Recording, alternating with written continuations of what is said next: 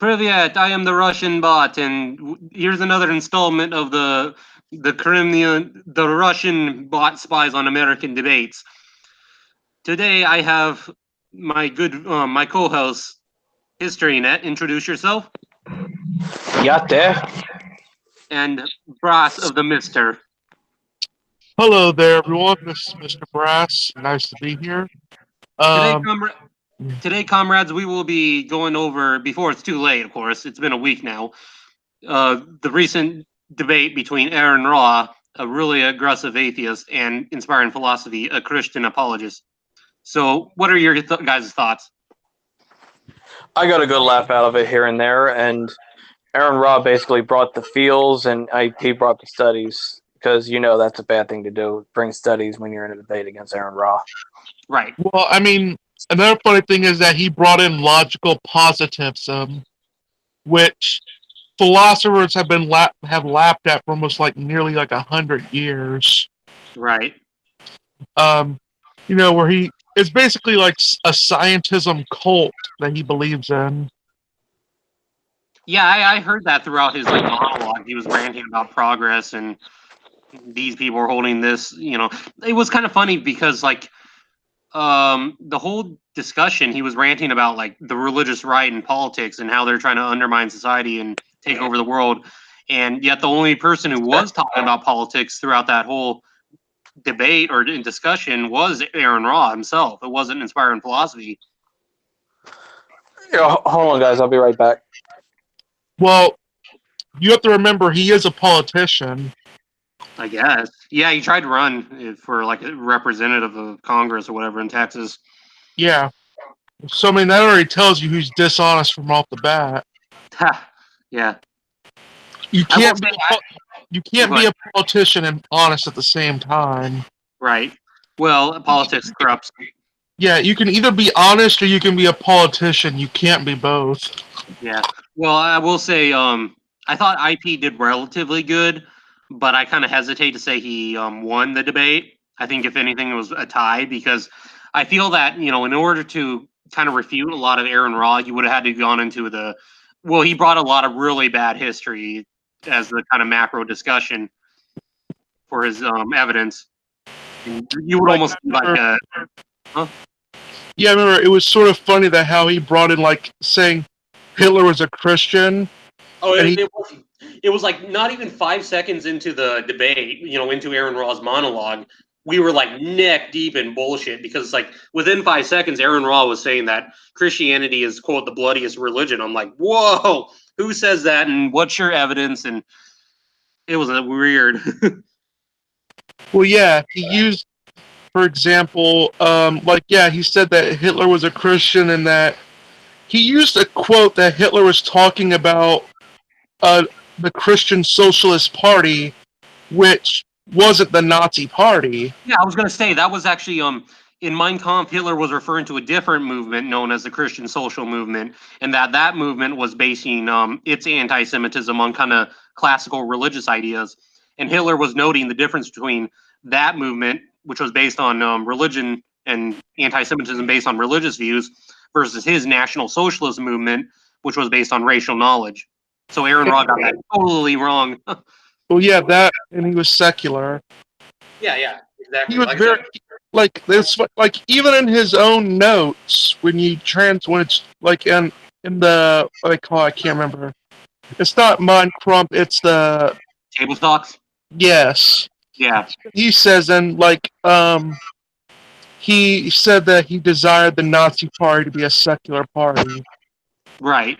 And what's funny too, this is the quote that Aaron Raw. I know what Aaron Raw was referring to when he said when Aaron Raw said quote that Hitler based his anti-Semitism of his Christian social movement on religious ideas instead of racial knowledge. No, that's that's almost borderlines on a lie. This is what Hitler actually stated in the Mein Kampf. He said, quote, the anti-Semitism of the new Christian social movement was based on religious ideas instead of racial knowledge. In the context of that, Hitler was saying that the flaws of the Christian social movement was that it was based on religious ideas, which was different from his National Socialist movement. It's stupid that they would say that because if you actually look at in Mein Kampf, you actually find that Hitler explicitly says that the reasons why he hated Jews, he came to hate them.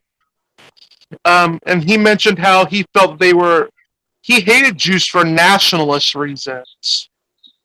Well, Yes, and same racial with nationalism too, not even same, just like because many nationalist movements in the 19th century were actually really liberal, but the racial nationalism that emerged was largely due to scientific racism. Yeah, I mean, and he was like a German national. Like that was why he hated them because he felt that he was ruining Germany and the economy, Yeah, and they were taking over all the media.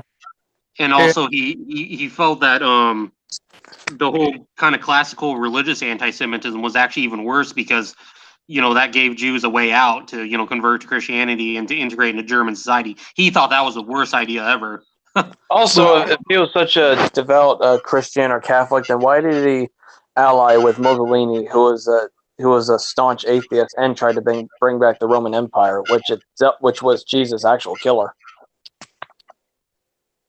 I mean, he also like.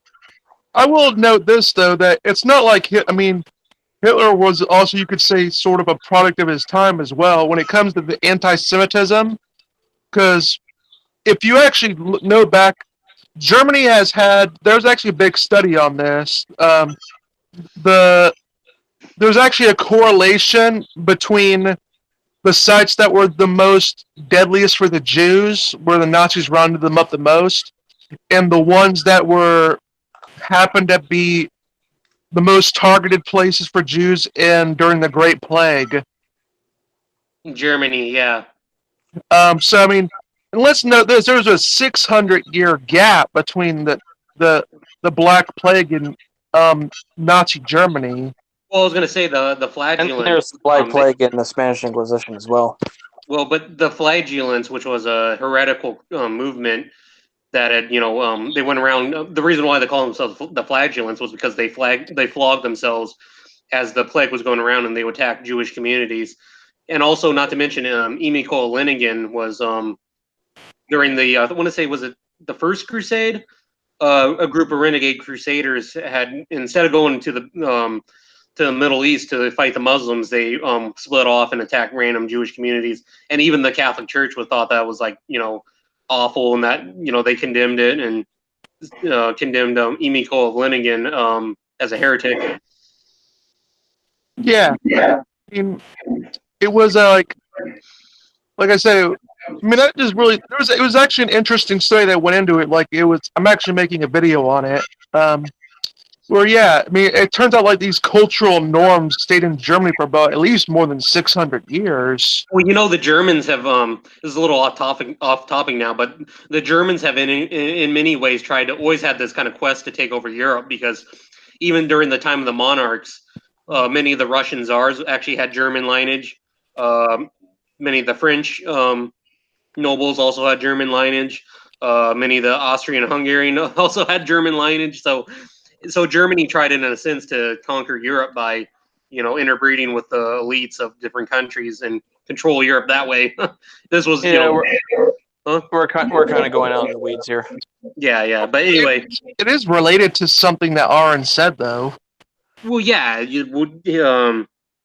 Another thing that Aron totally ignores is the Kirchenkampf, which was the Nazi religious anti-church campaign to eradicate Christianity within the Third Reich. Or the fact that he pretty much put a gun to the Pope's head and told him to, in order to get the Pope to bow down to his will. Like, Well, there was also a campaign to kidnap the Pope too. That was there's actually a book called A Secret Mission, and Karl Wolff, who was the SS general, was commissioned to kidnap the Pope and bring him back to Germany.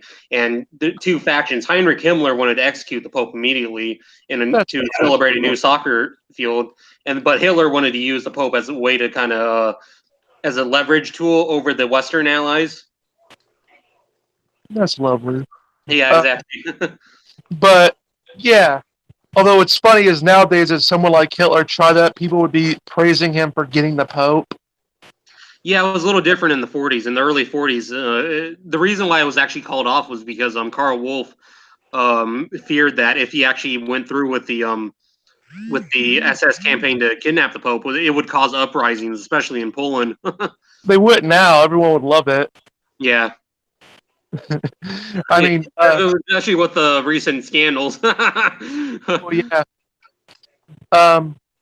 Yeah, but I'm trying to think of another thing he brought up. I believe he brought up the Inquisition. Yeah. Oh yeah. That was. And You know what? Go ahead, Brass, and I'll go into what I said. well, yeah. I mean, what people always forget is that the Inquisitions were actually a result of trying to stop Jews from getting persecuted. That's Like, true. I mean, Oh, go ahead. that was initially the point. Now, did it get out of hand later on? Yeah, but it was still like it was considered a way of lessening the amount of Jews that would get hurt. Well, you know, the entire Inquisition was actually Europe's first pan-legal court system, and in many ways, it was actually better for the accused because before heresy trials were dealt with just by an angry mob. Well, yeah, I mean that's always a good way of selling things. You know, anti-theists are so bad at history. They take that segment from Mel Brooks' History of the World Part 1 as a historical fact. Oh wow, really? Huh. That Spanish Inquisition scene where the musical and executing Muslims and Jews in carnival-like style. Oh yeah, nobody expects the Spanish Inquisition. It's pretty Oh funny. no, there is one like misconception that people do have. But this is what I get on Christians about too. Is like where they try to say that King Ferdinand, where they said he was anti-Semitic. He wasn't. Oh really? He was actually more tolerant of the Jews than people would give him credit for, which is funny considering the fact that he was the one that tried excelling, like he exiled the Jews from the lands. Yeah. Like, although, like, here's what the thing though, he made it very explicitly clear in all the writings that he wasn't doing that because they were Jews. Right. Well, you know what I wrote? I wrote a really lengthy comment in the comment section of I've seen it. Yeah, you saw my comment. It was in the comment section of the Bible and Beer Consortium. And like, okay, number 2 is what I wrote. I wrote like a list of like just bullshit history that Aron spouted out, and I didn't even get into all of it or put in all the details on the topics I had written about. But on number 2, I had written this like, okay, this is what I said. The Spanish Inquisition killed an estimated 3,000 to 5,000 people from the late 1400s to the early 1800s out of the then Spanish population of 5 million. In contrast, the anti-religious militant atheist campaign to violently expunge Buddhism from Mongolia under the Choibasan regime in the 1930s resulted in an estimated... Oh, sorry. Okay, I'll continue. It resulted in an estimated 30 to 35,000 deaths, the vast majority of which were Buddhist lamas, not counting the ordinary devout Buddhist Lamaist laity either. And that was out of the then Mongolian population of 800,000. And I post a link to a documentary I had posted from the BBC, from the British Broadcasting Corporation on the repression. You don't hear that as much. Yeah, you don't. Well, that's why I wrote it down, because some people like Ben Green, I know I get into a lot of quarrels with him if he's listening. Yeah, well, if he's listening, he gets a little tired of me ranting about the French Revolution, which I wrote in the comment, but I was like trying to, bring up other stuff too. Ben Green. But anyway, that's what I wrote on the Spanish Inquisition. The Inquisition was definitely bad. I mean, but yeah, but anti-theists and inherit their bad history from Protestant bad history. Yeah, I was going to say it was recycled from the Protestant fanatics, and you'll even see a lot of the old bad history. Its origins from like Jack Chick tracks. I know it's funny as hell. I mean, they get everything from the Protestants. Yeah. And also, that was another thing too. That was another thing. Aaron Ra repeated something that's like you'll see in Protestant fundamentalist writings, which is that Constantine outlawed paganism and all the other Christian denominations. It was actually Theodosius. Yeah, Theodosius was the one that had to be a dick and ruin it for everybody. Yeah. Like Christianity would have inevitably taken become dominant in the Roman Empire. But he just had to begin Christianity's role in history as the bad guy. Well, according to Rodney Stark, by the time Theodosius took power in the Roman Empire, Christianity had 40% of the population. Yeah, and even as Bart Ehrman proposed it, it was inevitably gonna take the empire by storm anyway. Yeah, because people were looking to a new faith system because of all the chaos that was going around. Yeah, and they've already lost the faith in the old gods by then. Yeah, and the empire was already collapsing. Yeah, strange fun fact though is that some civilizations haven't lasted as long as Rome fell. What do you mean? Like the Roman Empire took several centuries to fall. Most empires, the Byzantine Empire took several centuries to fall. Yeah. The British Empire took several centuries to fall. The French and the Ottomans. Mm-hmm. It'll only take a couple centuries for the United States to fall too. Yeah. And that's kind of another thing too. I mean, I heard the average life expectancy of a civilization was like 350 years, give or take a few decades. That's lovely. Yeah. Yeah. I mean, well, we only got 250 or something so far. The fall of America began when the 90s ended. Yeah. That's going to be so, and what's going to happen is Sharia law is going to be instituted on a national-wide level. Oh, according to the left, Christian Sharia law is already being practiced in the South. That's lovely. Yeah. It's just ridiculous. A lot of things where he talked about. I remember with IP. I remember the one thing I am glad I actually convinced him. I brought up to him about the oldest quotation that I could find of the whole faith is belief without evidence. Where this is undoubtedly probably the source of where it all comes from. It comes from It comes from a satire dictionary called Really? the Dictionary. Huh. It was written in the it was written by a Civil War soldier. That's what I think. That's what IP said too. Yeah, and Aaron Rod just refused to see it another way. He's like, every Christian I've ever talked to tells me I'm misdefining faith. Gee, maybe you should listen to them. Well, I mean, it's like being a young Earth creationist and saying, well, every time I talk to someone, they tell me I'm misdefining evolution. Maybe you should consider that they're right. It was like faith. Even when IP corrected him, Aaron Rod just kept doubling down, saying, "No, faith is belief without evidence. It's a belief without evidence. It's belief without evidence." That was ridiculous. It was like a robot. He has the whole faith is belief without evidence is like a Tourette's twitch to atheist.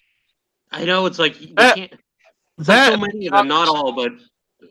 You ever notice that Aaron Ra and Dark Matter and them are walking incarnations of just about the comment sections you read in just about every atheist YouTube video? A lot of them, yeah.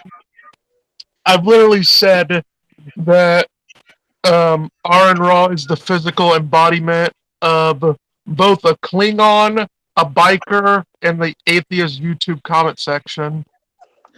Yeah, he looked just like Attila the Hun in that debate. Well, let's not bash him for his looks, but yeah, he does that on himself already. Oh, really? yeah, we shouldn't assault Attila like that. Oh, yeah, true. Or Dracula. Attila founded what is now Hungary in a sense. Well, Attila at the very least he stood up for his beliefs. Yeah, and he went out of his way not to offend the Christian God. Yeah. While he was killing religious people.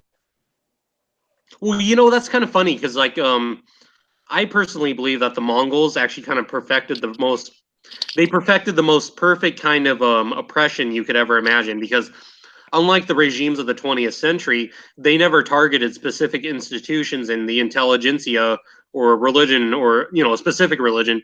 They just targeted everyone. The Mongols did. but they were just as brutal as the Nazis and the communists. Oh yeah, they were, but but the Nazis' mistake was that they, I know some atheists dispute this. The Nazis attacked an institution, like the churches, for example, which are a major symbol to the occupied peoples, like in Poland, especially in Poland. Yeah, we've gone out in the weeds again. That's okay. Another thing too that annoyed me about Aron Ra is that he brought up circumcision, which is not even common in Christian practices, at least most mainstream Christian practices. No, it wasn't until recently that Christians started doing it, but it was mainly a Jewish and Muslim practice. Am I right? Yeah. Yeah. So I thought that was really weird. and not even really Muslim. If you really go into the scriptures on that. Okay. Yeah. Even Muslims like they don't make it a requirement. It's just more like because Muhammad in the scriptures, he really just said he was more just noting that people did it. He didn't say nothing good or bad about it. He just said people were doing it. Yeah. Oh, go ahead. So I mean, and Muhammad only said that it should only be done if it's shown not to hurt anyone. Really. Right. I mean, it's not a requirement. There's for Muslims to do it, but it's only really the Jewish people that circumcision is really a requirement. Yeah, and I thought that was weird that he just brought that up randomly. Well, yeah, I mean, circumcision is what's the word? Oh yeah, it's the covenant of Abraham and God, and Christians believe that covenant has been abrogated. It's no longer in place. Yeah, I was going to say the Old Testament for most Christians is prescriptive, or no, descriptive, sorry. And the New Testament is prescriptive, I believe. Huh. Yeah, Paul said you didn't have to go through that. Right. Yeah, but when we talk about the climax of the debate, his big rant when Hernandez asked him that question, asked him like maybe your research is flawed or biased, or he's like, and then he went on his epic tangent. Yeah. I remember he said, "You have no evidence. I've been doing this for 20 years." And he was like, "I win." He yelled out like, "I win." Yeah, you ain't bring us your evidence. You ain't got it. I win. That's like, I thought of that. I don't know if you ever see this like old classic video from the Call of Duty era. There's like this fat kid ranting on Call of Duty Black Ops. Get no scoped. I thought of that. I said, you saw that, Brass? I was just so funny because, like he said, you have no evidence. I've been doing this for 20 years. He doesn't got the evidence. You don't got the evidence. None of you have the evidence. If you can scientifically prove God exists, bring it. Like, yeah, doing that. The Rock, bring it. I know it was just. But the thing is, his shtick is that he's been slapping down low-hanging young Earth creationist fundamental fruit for 20 years, and on rare occasions would he debate a competent Christian that represents most of them. Well, that was the thing I noticed was during his monologue, it was like aimed at like some creatard. Yeah, and he has this knee-jerk reaction, like whenever he's corrected on what faith is, and whenever God is mentioned, I keep seeing more and more evidence that he's actually a misotheist rather than a staunch atheist who's sure of himself. Really? Mm-hmm. That's certainly the impression he gives. Yeah. Mm-hmm. Well, just remember, evolution is a religion. Totally. Said so. That's what his fans remind me of. They remind me of Hobans. Except dumber. Yeah. I didn't think that could be possible. Neither did I. But yeah, I know one thing that I actually got on with Michael, with IP, is that I believe that he could have I don't know, I think he could have been more offensive with Aron. Yeah, definitely. That's how I felt too. He could have corrected him on his historical mistakes, but IP just stuck to the topic. Yeah. Well, I mean, I've talked to IP about that, and he said, yeah, he wanted to go in that, but he just wanted to stick to the science of the matter. Yeah, but I kind of felt by not addressing it, it allowed Aaron to have kind of the macro issue on his side. Yeah, that's what I told him too. It's although IP knows about it all, he studied some of the history of that. Yeah, well, and the thing of it is too, you would almost need like another 2 hours to go into Aaron Raw's bad history. Well, yeah, yeah, and that would have distracted the whole debate, and like that's Yeah. what he does in his debates. He goes off topic a lot of the times. Yeah, Well, I mean, what's funny is- you both don't like RCA, but you gotta admit that Aaron Rodgers made an ass out of himself in that debate. yeah. really. I remember what was also. I actually remember a quote that Aron Raw used in the debate to show that Hitler was a creationist who, like a young Earth creationist, and basically put, like, I brought the quote to a historian, like, who's wrote a number of books on it. Oh yeah, you contacted Richard Evans, right? Yeah, Yeah, that was cool. and he brought up, like, he completely just debunked that. And you know what else he went in his video that we responded to? He claimed he attacked Stalin's character just because of the fact that he went for a Lamarckian model of evolution. Wait, what? I remember, like, I mean, he attacked Stalin because Stalin was a Lamarckian, although, if you want to be quite honest, Stalin did not have the strictest idea what the hell evolution was. He only bought into Lamarckianism because Lamarck kissed his ass. That was pretty much it. Well, I Like, noticed in the debate, Aaron Raw did bring up Stalin, but he tried to say, "Oh, it was just political." Even though his Bolshevik gang literally called themselves militant atheists. Oh, yeah, the League of Militant Atheists, and according to Commissioner Alexander Yakovlev, 200,000 Russian Orthodox priests were shot by the regime between the Lenin and Stalin years. and in one of their constitutions, it explicitly says to deny God's existence. Yeah. So, I mean, if it's strictly political, then they're really covering up the whole atheist part pretty well. Yeah. Another thing too that I thought was ridiculous was that Aaron Robb went into quoting Senator Barry Goldwater. Are you guys familiar with that guy? No, are you? No. Senator Barry Goldwater was this really like hardline, like I'm anti-communist, but Barry Goldwater took it like to a whole new level, and he actually advocated a policy known as rollback, where they would preemptively nuke the Soviet Union. That's lovely. And he was quoting Barry Goldwater on a possible quote unquote theocratic takeover by intolerant Christians. And that's why I was like, I wrote like, okay, so I should be taking advice about a theocratic takeover by intolerant Christians from a guy who advocated the brilliant policy of rollback and the use of nukes on every conflict of the Cold War. Yeah, right. Of course, he blamed the big bad Christians on his failure in politics. Yeah.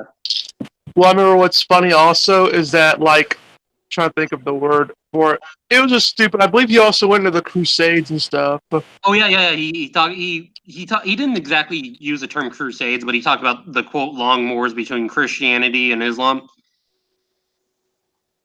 Yeah. Which are the Crusades were just an episode of that. And they weren't even a particularly important, like, to be honest, they weren't even a particularly important wars with the Muslims. I was going to say in Muslim historiography, they never viewed the Crusades as this, one-sided atrocity, even from their point of view. The Crusades were not that much different from any other medieval conflict. Or even the jihads that preceded it. they like to bitch and moan about the Crusades, even though Genghis Khan's rampage was like 5 times as worse as the Crusades combined. Well, the Mongols I think were uniquely brutal, but they weren't religious. They weren't motivated by religion. Yeah, well, that's the thing. you got to remember though, they were the only people at the time to have religious tolerance. Well, yeah, like I said, that goes back to my thesis where I was talking about. I think the Mongols actually perfected the perfect kind of brutality, where they didn't Although, target specific cultural or religious institutions. They just targeted everyone. although And what's like they people's, ended Islam's golden age. There's but yeah, there's some another contention about that. Oh, go ahead, Brass. yeah, funny thing about that is like people say, oh, that the Mongols were so tolerant. I'm like, you do realize why that they did that. It wasn't because they actually respected people's rights to religion. It was because they didn't have enough manpower to enforce a takeover like that. And like I said, if you kill people, institutions, and people associated with those institutions, like the Soviets did with the Russian Orthodox Church, you turn them into a symbol. They were so tolerant they had to boil people alive and smash babies against rocks and all that shit. And they Well, introduced the Black Death to Europe. well, I mean, they were only following the Bible, Injun.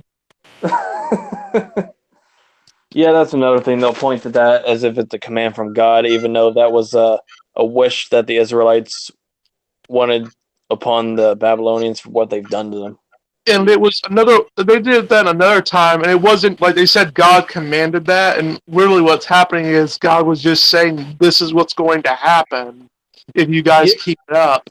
Yeah, acting like the Israelites were cutting pregnant women's bellies open, even though that was an Assyrian tactic. Mm-hmm.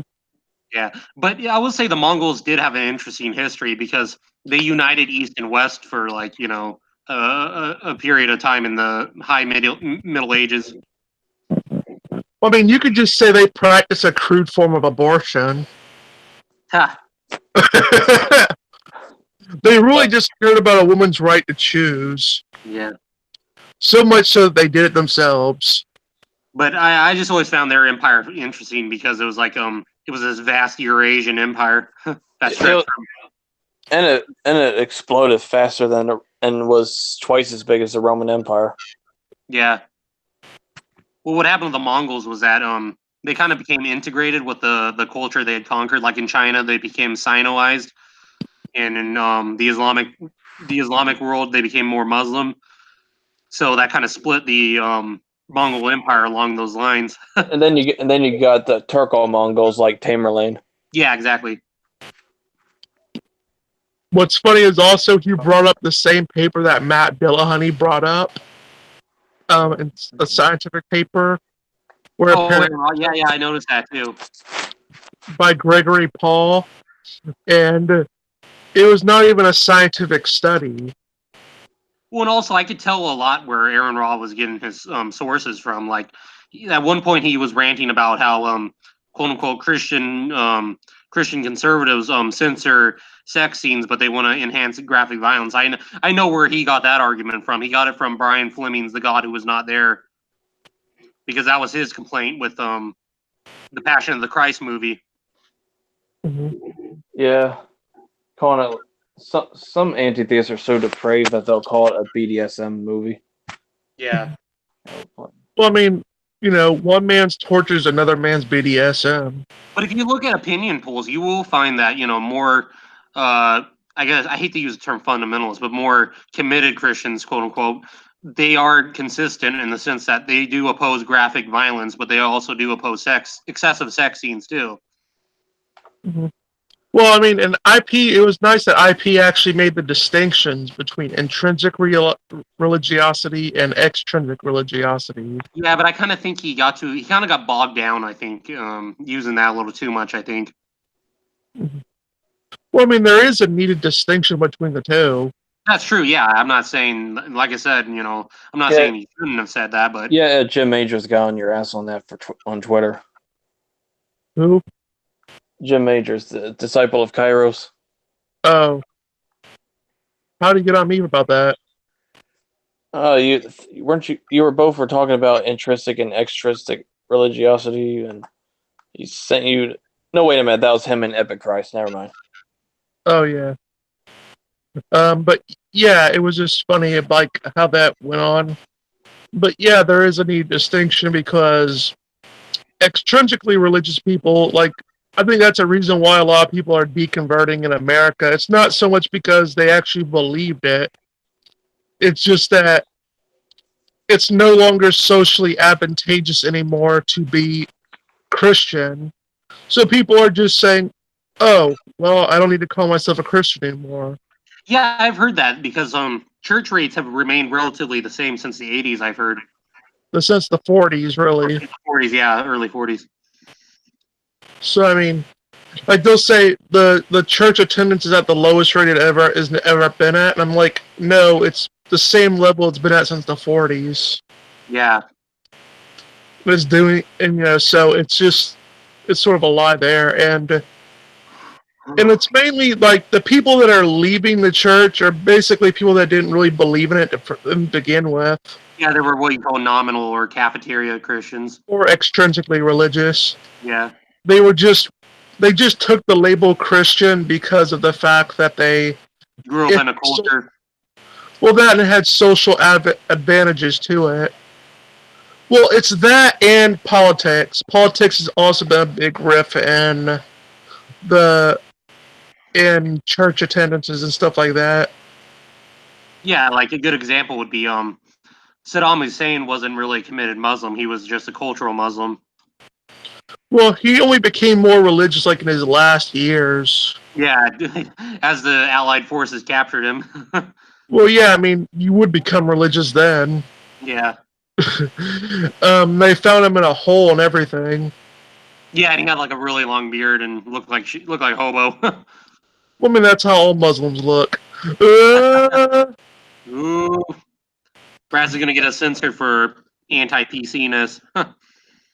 But yeah, that was my sort of thing with like IP where, I mean, I think he could have focused more on the history, although I do think that would have took longer to go through. I mean, it's sort of like the problem with Hovind. They spout out BS so much that it would take longer to just go over how wrong they are and everything than it is you have time to actually go over your argument. Yeah, exactly. That's part of Aaron Ross' shtick is his Gish Gallops. Yeah, they have and what's funny is he hates it like when creationists do that to him, but he's fine with doing that to Christians. Yeah. I remember, and this is the most funniest thing ever. He legitimately said that, like, he's won every live debate he's ever been in. That's kind of egotistical, isn't it? and he also said that his debate with the IP was no exception. It was his best one, in fact. Oh, wow. And it was funny that he said, according to the reviewers, he won that debate. I said, by reviewers, you mean the people in your YouTube comment section? Yeah. Exactly. I mean, on Aaron Ross, his YouTube channel, you'll see nothing but a bunch of anti-theists circle jerking each other in the comment section. I strongly suggest you avoid reading those comments. Most of them are so stupid they'll make you want to lose the will to live. I did in the first, I think, day after the debate was posted on his channel, I actually kind of took a browse and I was like, okay, I'm leaving. Done. That's how I feel. Well, remember they said that they accused IP of cherry picking, even though he stated in there that there were some studies that went against him. Well, yeah, and he's the one that actually brought studies. Well, and Aaron Raw is also cherry picking really bad history too. I mean, and what was funny is that IP, because Aron had made a point in all of his discussions, he would say, if a Christian ever brought him forward information like, books, papers, and everything, he would take them and read them. Well, IP actually had a book, like a stack of information, like the scientific studies and a book, and he wanted to get. He tried like twice to give it to Aaron Ra, and Aaron Ra looked at it for like 10 minutes and just left it there. I mean, yeah, I mean, like I saw the after show he did with Tyler Veal or whatever his name is, and he like IP thought that he would at least have the courtesy to at least take the papers and the books. He would probably wouldn't have read them, but he at least would have taken them. And this is the thing about guys like Aaron Ra and Delahunt, and along with Hovind and Comfort. Like, literally, no matter what their opponents say in a debate, their followers will just declare victory, no matter what they say. Like, Well, even if they take a dump on stage, their fans will still cheer and clap. Well, and also I think some of these really ideological people like Aaron Ra, I don't think they want to learn the truth. They kind of want to be in an ideological bubble and then accuse Christians of being in a theological bubble, which is kind of weird. You're just figuring this out now? Well, yeah, I knew before. I mean, I just kind of lied to myself saying, presuming that, Aaron Ra has the best of intentions, or people like Aaron Ra have the best of intentions. If they had the best of intentions, they wouldn't be lacktheist. Yeah. It's because, sort of like, territory. Because you could be an atheist and, be a kind person and a nice person and, be honest with, like, history. Tim O'Neill does that well. But someone like Aaron Ra... We might get Tim O'Neill by the end of the month. Oh, I'd love to do an interview with him. Yeah. I like Tim O'Neill. He's my spirit animal. He's the kind of atheist I would be if I was an atheist. Yeah. Although there is a difference between Tim O'Neill and you. What's that? People actually like Tim O'Neill. Yeah, I noticed you've become rather infamous on Twitter, HistoryNet. Yeah, but it's only by the Lactheist crowd. Because I noticed Misha Griffith and some other anti-theists were like, hounding on you the other day. Well, yeah, they're anti-theists. I'm a threat to them. And with me, and all I do is I just mess around with them the entire time in there. Yeah, I noticed that too. I was like, and I try to act as a mediator. I don't know if you ever noticed that. Oh yeah. There's quite a few atheists that hate Brass. I know. It's funny because what they'll do is they'll get all angry. I mean, I'm just there messing with them with jokes and stuff. I mess with the SJWs especially. Even our mutual friend. Even our mutual friend outright said that he's an SJW and that he's a proud SJW, and I'm like, well, okay, I bet Steve Shives would be glad to have you as an ally, and he'd be like, I'd be fucking proud to have Shives as an ally. That's lovely. But yeah, it was just funny, like how all that went. But yeah, like how I just messed around with them on Twitter. I actually messed around with Shannon a little bit with on Twitter about because she had I believe it was something about abortion or something, and she brought somehow women orgasms got brought into that, and I said, if in order to get a woman pregnant, a man had to give a woman an orgasm, our species would be extinct. How'll she take that? Well, I mean, I don't know her sex life, man. I don't know how she takes it, but and according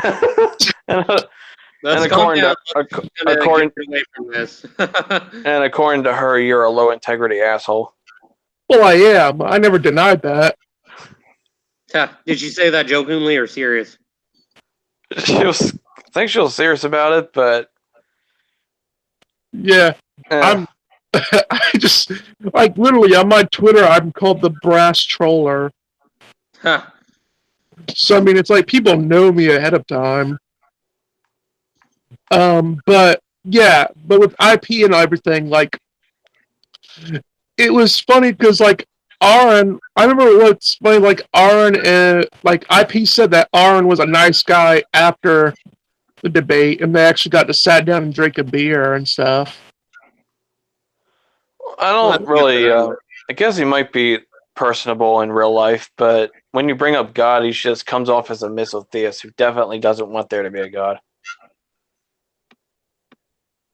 Well, yeah, I mean, like I remember he was saying about how he said IP strawmanned him by saying that, like accusing him, like he said that IP accused him of ever saying that, that religion makes people stupid, even though, like, when you listen to Aron talk, I mean, even though he may not imply that, it's like ultimately when you logically follow his conclusions to, like, when you follow what he's saying to their natural conclusions, that's what they mean. I was gonna say it's like kind of a lot of the white, what is it, the alt-right people who talk about race and IQ. I'm not saying black people are stupid, but they have the lowest IQ. Like, okay, So- you're saying they're stupid. And even fucking dark matter will harp on that atheists have higher IQs when IQ just happens to be depend on how fast you can learn. But I Well, there's also different kinds of intelligence too. I mean, Jared Diamond did this when he went to Papua New Guinea. and like whenever they whenever an anti-theist brings up that atheists have higher IQs, I just remind them that you're not one of them. Yeah, exactly. Well, I mean, I always bring it up this way: is like, yeah, but because of the population difference between atheist and theist, I said you are more likely in your lifetime to run into plenty of high IQ theists, but not one atheist who has an high IQ. True, yeah. Statistically speaking. Yeah. So I mean, that's one of them. So Yeah, and a lot of people don't figure like the new atheist movement when they talk about IQs, they're essentially making the same flawed arguments that white supremacists make about white people being the most intelligent because supposedly. And Nazis will say to use similar studies to say all kinds of things about Jews. Yeah. Well, theirs was really racially ideological. Jews have the highest IQs, though. Technically, yeah. Yeah, I heard about that. Well, I mean, yeah, Jews technically have the highest IQs ever, and I mean, it makes sense. That's why Germans hated them. Well, They also hated them because they felt they were ruining their economy. Well, yeah, and that they were taking over. Like, they believed Jews were in control of everything. Sort of like how the alt-right does now. I was going to say similar to how the hard left sees the Christian right. Yeah, I was going to say like a lot of Hitler believed that like the Jews controlled ultra capitalism and they staged the Bolshevik Revolution in Russia. But I remember what was funny is like, trying to think. There was another point, I can't remember exactly. I know he brought up, oh yeah, how in Christianity you'll be killed for your thought. I mean, you'll be punished for your thoughts. Oh yeah. Not really. It's what you do with it, not your thoughts. Well, like, he believes, like, he said Christianity is evil because you go to hell not for what you do, but for, like, what you believe and what you think. Citation needed. I know. It's like, even when Jesus himself said that not all who say to me, Lord, Lord, will see heaven, and he who lives by the sword will die by the sword. Yeah. And I remember they kept bringing up with IP that they said he was committing a no true Scotsman's fallacy. Most who bring that accusation don't even know what the fallacy even is. Yeah, I could claim to be the Queen of England, and they could like, wait a minute, you're not that. I'm like, yeah, and just like many self-proclaimed Christians aren't really Christians in practice, they just say they are. Just saying it doesn't make it so. Otherwise, you'll have to grant that I'm the Queen of England. Because I said so. I mean, if Osama bin Laden said that he was a true American patriot, do you really think that would get any praise outside of a laugh?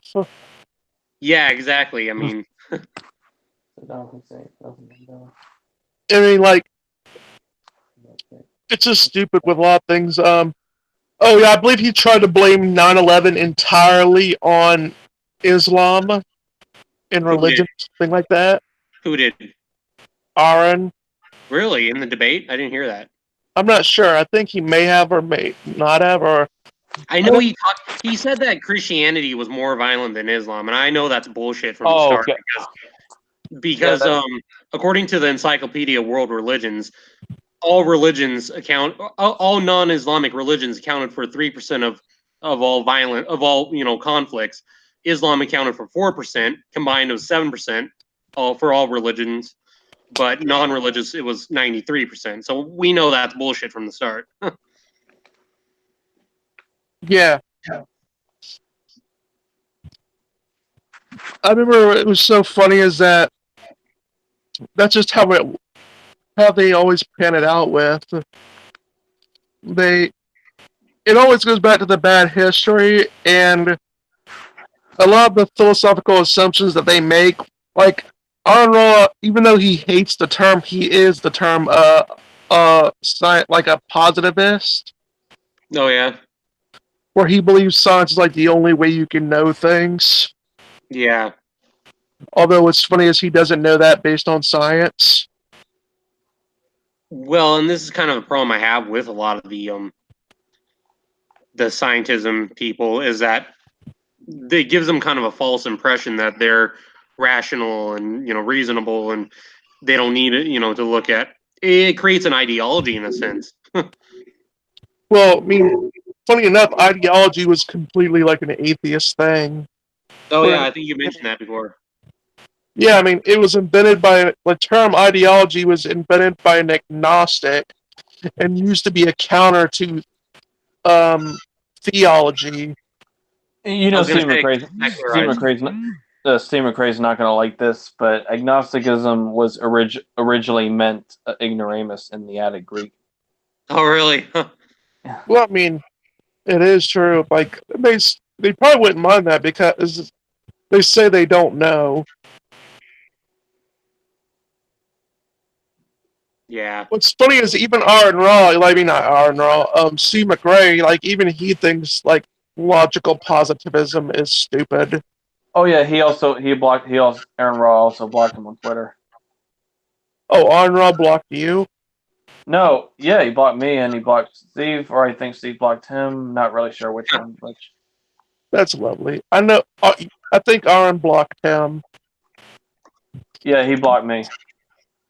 I mean, who blames him? I mean, it's okay if he blocks you because like no one likes you to begin with, but still. Nobody liked you either. Oh yeah, but with the debate with IP, it's actually always funny because I never realized just how tall Aaron is until you see him next to IP, like in pictures.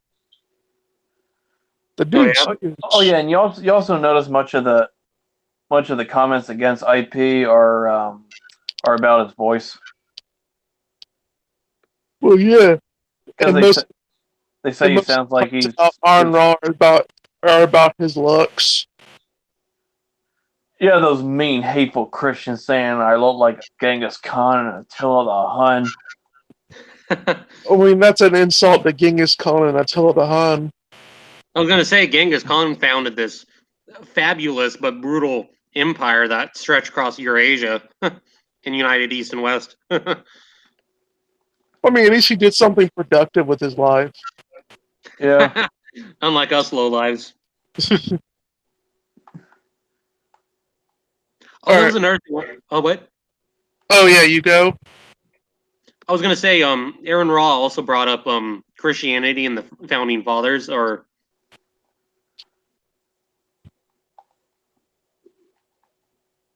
oh, Yeah. I was gonna say like Aaron totally gets he gets really bad history wrong when it talks about the American framers and Christianity because they established separation of church and state not because they were hostile to religion, but because they valued true religious freedom. And the model in England had been, one dominant church, the Anglican Church. Yeah, we got in a scuffle with anti-theists about that the other day. I know. Yeah, Like they're completely unaware that the French Revolution is more closer to them than the American one. yeah, they got to write that out, rewrite a little history there. Yeah, I mean, I mean, it's funny because like even the atheists then tried to like establish a church of reason, which Cult de la reason. Yeah. Yeah, raison. Cult de la Raison. yeah, and that's all atheists now are about. It's the cult of reason. Yeah. They always bring up the Enlightenment, and I'm making a series on that. Good. And Like the Renaissance was a much better time than the Enlightenment. Like Enlightenment's just way overrated. well, I mean, here's what's funny about the Enlightenment. Like they make it say like it was such this bloodless time period. I'm like, you do realize a lot of the animal exploitation, the justification for that, along with the justification for the persecution of black people and everything, came from Enlightenment. Yeah, and witch burnings were at an all-time high, if I remember. Yeah, at least in the beginning. Well, and also, the British Enlightenment thinkers tended to be more pro-religion, like John Locke. And Voltaire was he was anti-clerical, but he very much believed in God. Well, he said that if God didn't exist, it would be necessary to invent him. Well, I guess that's true either way. Which is kind of funny. Well, yeah. Oh, yeah, like, although I will say some of the bad history that atheists use come directly from Voltaire, and he's not the most reliable source on history. Well, a lot of Edward Gibbons, too. They also use Edward Gibbons. He was good on the Roman Empire, but he was just absolutely terrible when it came to religion's role in it. Well, and he ranted about how the medieval period was the Dark Ages, and yeah, that's not even where the Dark Ages comes from. It comes from like a Roman Empire fetishist during the Renaissance, and saying, "Hey, now we have all this glory that was lost 1,000 years ago." Yeah, like to forget that they already had it by the 12th century Renaissance. The Italian Renaissance was about art and culture.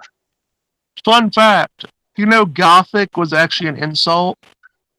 Yeah, it was actually an insult by the Enlightenment thinkers on churches like Notre Dame. Well, it's kind of an insult now, but Oh yeah, although it's more of an insult against edgy teenagers. yeah, emo. But yeah, it was actually Enlightenment thinkers who were looking at these medieval churches and saying that they were Gothic and because it referred to the barbarian Goths. Yeah. And I remember, like, another thing that came out of that sort of time period was, you know, the term dunce? Yeah. Like, stupid person? That came from a real person, like John Dunce, Scottish, I believe, or something like that. Wasn't it the Inquisition that used the dunce cap? What? It was the Inquisition that used the dunce cap? I think maybe. But yeah, it was referring to a very smart guy, and it was like they wanted to bury the Middle Ages so bad that they made a whole new term for one of its better thinkers.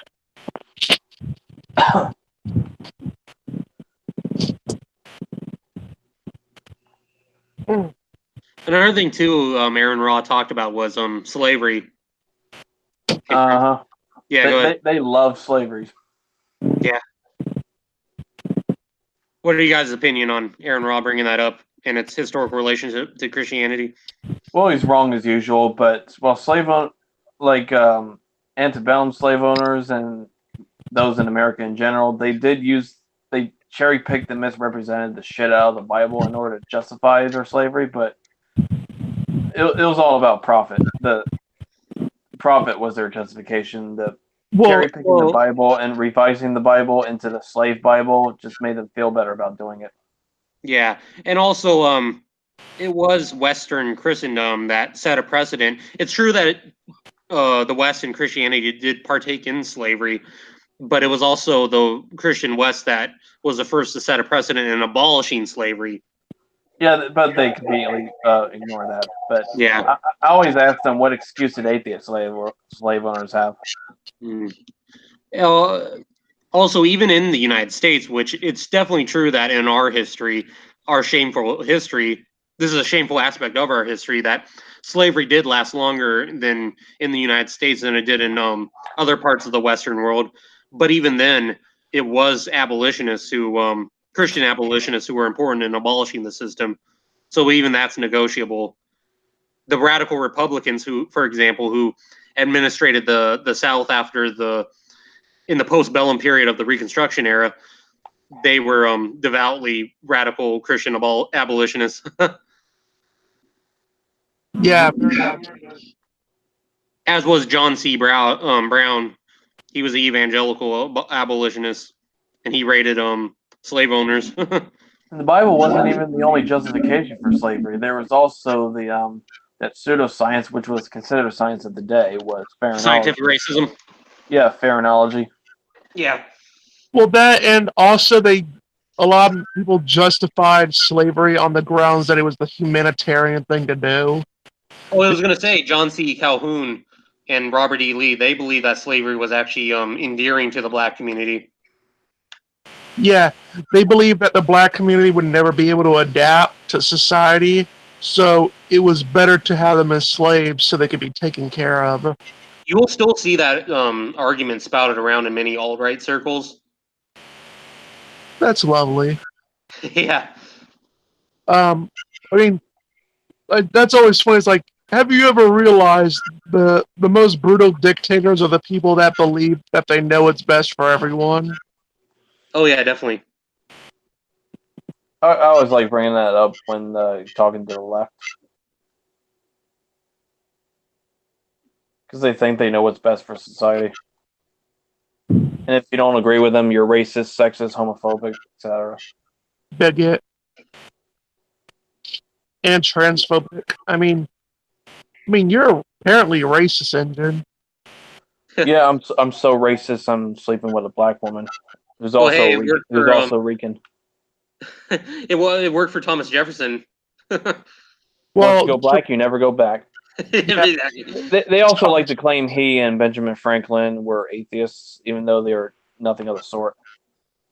Well, Jefferson was he was a deist. He was probably the most out of all the American framers. Jefferson, he was a Unitarian. Well, let me finish my thought. Out of all the American framers, Thomas Jefferson, and Thomas Paine were probably the most hostile to organized religion. Yeah, but they were still very much believers in God, as well as Benjamin Franklin, who I vaguely remember he tried to set up some sort of cult to mock people, to show how gullible people are, but they never gave me a source for that. Well, I do know that originally. A lot of people don't know this because Franklin.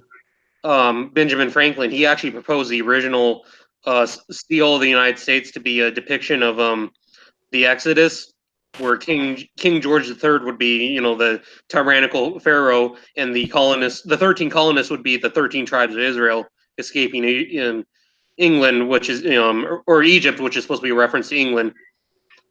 A lot of people don't know that. Interesting. You didn't know that? Yeah. But it was never. And George Washington was sort of a mixture of a Christian and a deist. Well, I think a lot of these founding fathers, some of them, like Washington, did think of themselves as Christian, but they did have a lot of deistic influence just due to the fact that they were living during the Enlightenment period. Yeah. Like Jefferson, if you actually read the Jeffersonian Bible, he actually does state he is a Christian. He says he's a real Christian in the Jeffersonian Bible. In the sense that, he believes that Jesus' moral teachings are good. Yeah, exactly. And there's they also like to claim that Napoleon was an atheist, even though he was very much a deist. He was a deist who kind of reconciled with the French Catholic Church in 1804. Yeah, but then they'll try to claim that was just for political reasons, that Napoleon was just catering to France's recovering chaos. Yeah, well, there is some truth to that because, like, originally, early on, he had been much more anti-religious, but then later he became more moderate, and so he reconciled with the Catholic Church, and that led to the Concordat of 1804. Then there are some who claim Napoleon was also agnostic. They could both be true, actually. Yeah. In fact, I think the right not the right Concordat, the Concordat of 1804 that lasted all the way up to the 1905 French law on separation of church and state. Yeah. Yeah. But yeah, there's just so much to go into, and like even on the topics we're discussing, we haven't even gone through all of it. Yeah, I remember like Aron Ross sort of like I remember in IP's chat in the interview where he said Aron Ross pretty much adopt the whole love the sinner, hate the sin. Love the sinner but hate the sin sort of thing where he basically says, love the believer but hate the religion. He doesn't love believers. He thinks they're all deranged. Well, and the thing of it is, he can't understand, like, say, if Christians believe that homosexuality is a sin, but they don't like actually hate their homosexual neighbors or whatever. He can't see through that. He thinks that even if you say it's sinful, it's inevitably homophobic and like, Yeah, but this is also the same guy who said that if you're not a feminist, you are a sexist by definition. Yeah, exactly. That's kind of the SJW mentality. Well, it comes of being a lacktheist. Yeah. But yeah, I think IP actually did the debate really well. Seeing this is how like his first live debate. Yeah. Of course, Aaron Rod's uncultured followers will never get that through their heads. Like he wins no matter what debate he's in. Because that's the thing when you debate, when you only target low hanging fruit for 20 years and you look good in comparison, and people start to think that you're a genius, and everything you say will be taken as gospel, so to say. Another thing too, another flaw I saw with Raw was that when he talked about the witch trials, he brought up Mark Twain, who is not a historian and or an intellectual of any kind. Right, he was a writer, but anyway, he ignores the fact that originally the church didn't view witchcraft as a real thing; they just viewed it as kind of pagan superstition. But a directive from the Lombard Code from the Catholic Church stated this on witches, quote, "Let nobody presume to kill a foreign serving maid or a female servant as a witch, for it is not possible nor ought to be believed by the Christian mind." That was kind of the norm up to the mid 1400s. You know what the sad thing is? They'll bring up all these guys to represent atheism, even though they're not atheists. Twain was a deist, agnostic deist, but you rarely hear them mention that competent, like atheists, like Nietzsche, Friedrich Nietzsche. Mm-hmm. He's like he's one of the best atheist intellectuals in history. Yeah. Mm-hmm. Yeah. Hey, I'm gonna go eat dinner real quick.